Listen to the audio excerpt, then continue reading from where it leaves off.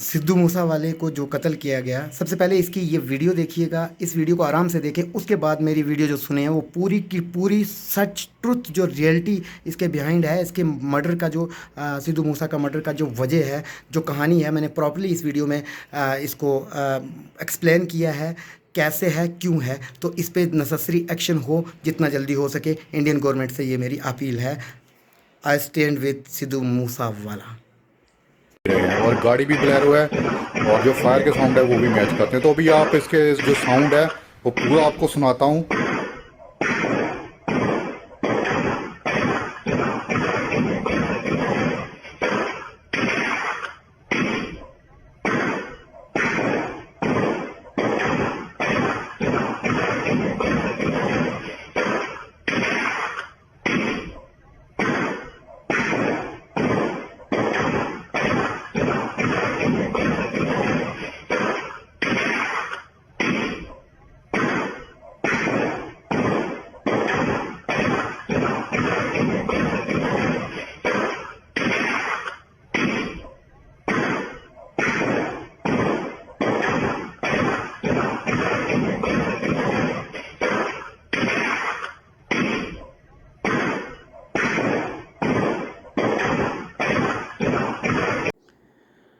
अस्सलाम वालेकुम वरहमतुल्लाहि वबरकातुहू। बिस्मिल्लाहिर्रहमानिर्रहीम। तहर्रुफ़ की कोई ख़ास ज़रूरत नहीं, लेकिन इस बार करवाना ज़रूरी है। ये जो एक शर्मनाक वाक़या पेश आया, सिद्धू मूसावाला का ओपन मर्डर, इसकी ख़ुलासा करने जा रहा हूँ मैं, बाजी यासिर, सन ऑफ बाजी मोहम्मद असलम फ्रॉम जम्मू एंड कश्मीर, कि what was the real truth. आखिर सही कहानी है क्या है, इसकी वजह क्या है, क्यों सिद्धू मूसावाले को शरेआम मार दिया। तो मैंने पहले भी आवाज़ उठाई, मैंने अब भी आवाज़ उठाई कि हम ग़ुलाम रहे, मंगोल के ग़ुलाम रहे, खिलजी के ग़ुलाम रहे, मुग़लों के ग़ुलाम रहे, ब्रिटिश के ग़ुलाम रहे, और आज तक भी हम ग़ुलाम हैं। क्यों? क्योंकि सियासत का शिकार आज भी नौजवान कत्ल हो रहे हैं। रुपिंदर गांधी पंजाब के अंदर आया, रुपिंदर गांधी का याद है, वो नौजवान जिसने पूरा एक बदलाव लाया, एक सिविल इंसान ने वो एक रिवॉल्ट जो लाया अकेले ने, उसको जब मर्डर करवा दिया गया, जो मिनिस्टर था उसने सोचा कि ये अब अगर सियासत में आएगा तो ये मेरी जगह ले लेगा, इसलिए लोहारों से उसको कत्ल करवा दिया। सिद्धू मूसावाला एक ऐसा इंसान है जिसने अपने दम पे सिर्फ 3 साल में जो नाम कमाया है, और जो 3 साल में उसने किया है वो लोग 30-30 साल में भी नहीं कर पाए। आखिर इतनी बड़ी कौन सी वजह, इतना बड़ा कौन सा गुनाह हो गया था, इतना बड़ा हुआ क्या था कि एक मासूम इंसान को जिससे किसी से लेना देना है नहीं, उसको शरेआम कत्ल कर दिया जाता है। तो ये इसके पीछे जो ट्रुथ है वो है the dirty India politician system. The dirty India politician system.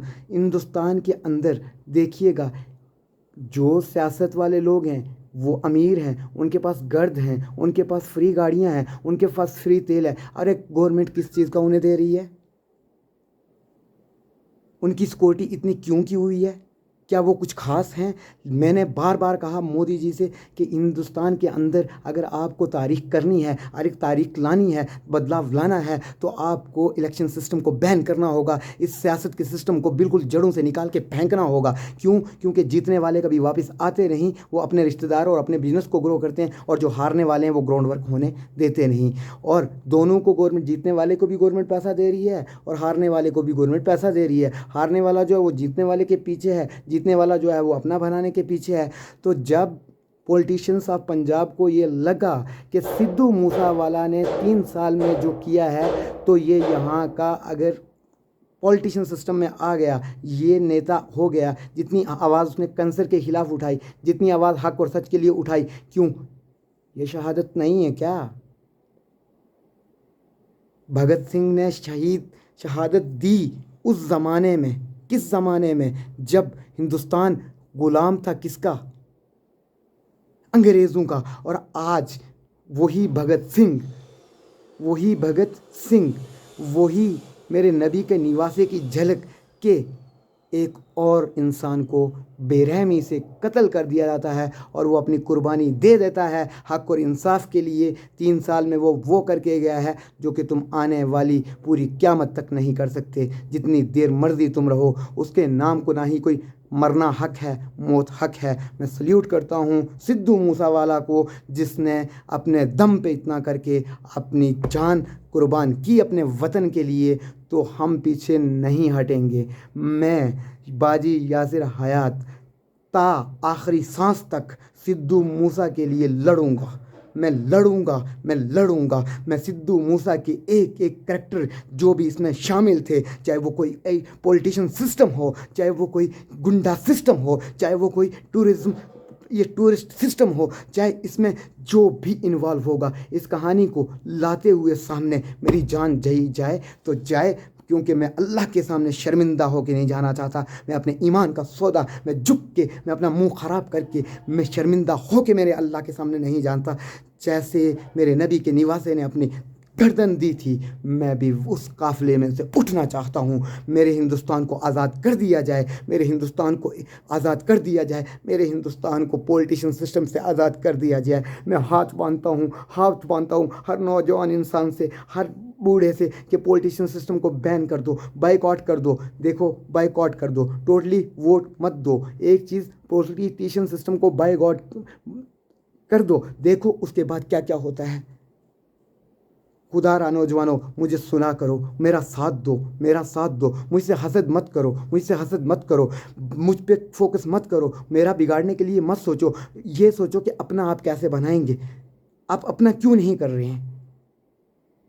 ये एक जो हसद है ना हमारे यहाँ, और एक जो लेज़ीपन है कि कहीं से भी आ जाए, इसने ना दुनिया को तबाह बर्बाद कर दिया। लोग चांद तक पहुँच गए हैं, लेकिन हिंदुस्तान के अंदर शेरेआम एक बेगुनाह मासूम इंसान को गोलियों से छन्नी कर दिया, छाती को चीर दिया, उसकी को माँ का कलेजा काट के बाहर ला दिया। आखिर कितनी माएँ यहाँ हिंदुस्तान में अपने कलेजे काटेंगी? आखिर कितनी बीवियाँ अपने खौमनों के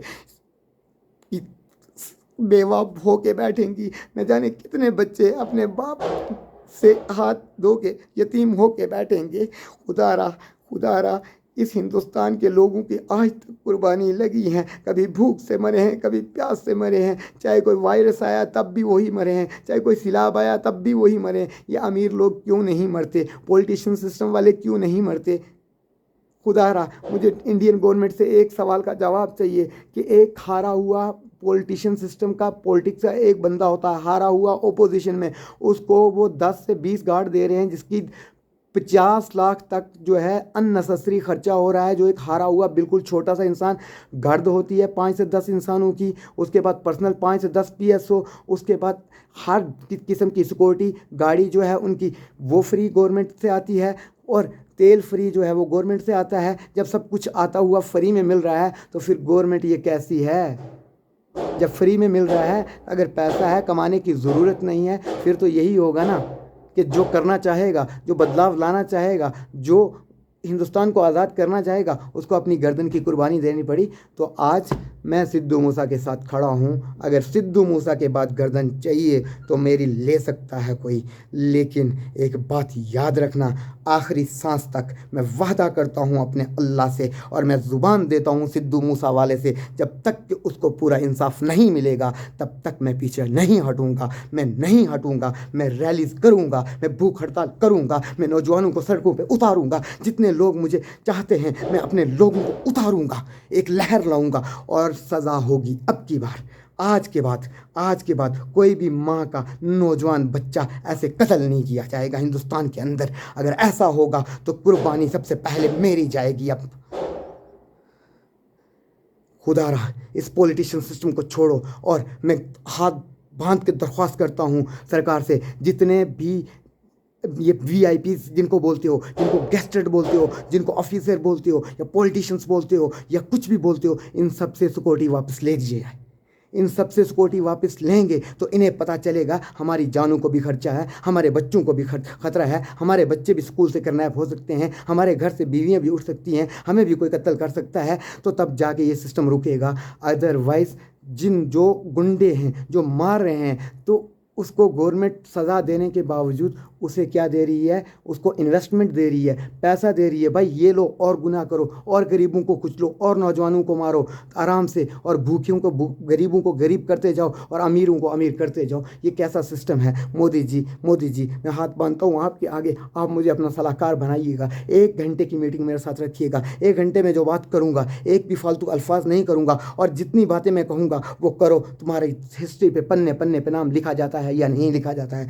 सिद्धू मूसावाला को इंसाफ मिलेगा, सिद्धू मूसा वाले को इंसाफ मिलेगा, किसी भी कीमत पे सिद्धू मूसा को इंसाफ मिलेगा। इसके लिए मैंने ये जंग छेड़ दी है और मैं उतर रहा हूँ सड़कों पे अपने लोगों के साथ, अपने दोस्तों के साथ, अपने रिश्तेदारों के साथ, अपने यूथ नौजवान के साथ। ये लहर रुकेगी नहीं मूसा।